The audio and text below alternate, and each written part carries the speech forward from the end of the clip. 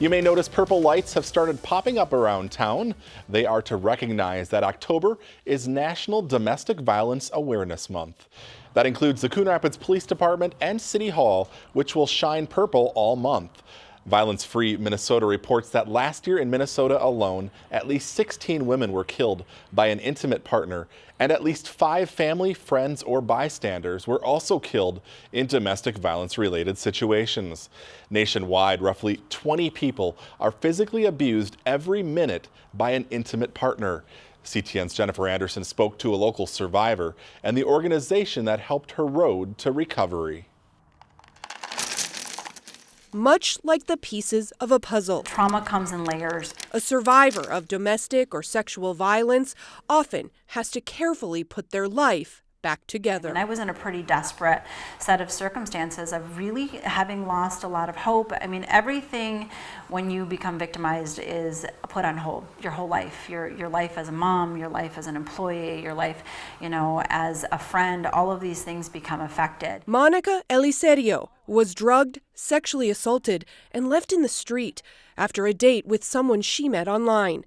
After the assault, Monica was struggling to put herself back together when she accepted help from Alexandra House. Had the services not been available, I don't know that I could have been able to experience this degree of health and happiness. It's critical that they know that there are people who care. Located in Anoka County, Alexandra House provides 24-hour services, shelter, and care to victims and families across the state. Survivors can fix things on their own. They just need access to resources and tools.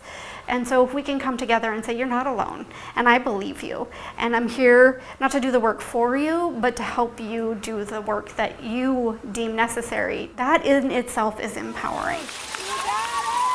With crucial annual fundraisers like Hope Fest canceled during the pandemic, Alexandra House hopes now more than ever people will consider displaying purple lights, donning buttons, and putting out yard signs to raise awareness and dollars.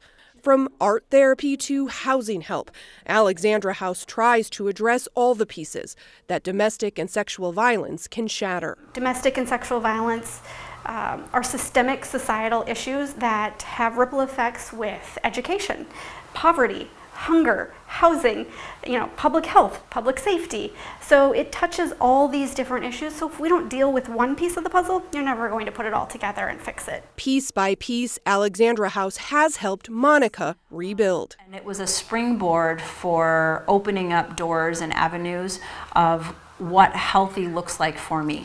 Now, Monica sits on the board of Alexandra House to help other survivors make themselves whole again. For Community Update, I'm Jennifer Anderson. You can learn more about the services or make a donation at alexandrahouse.org. They also have purple light bulbs, buttons, and yard signs available all month long.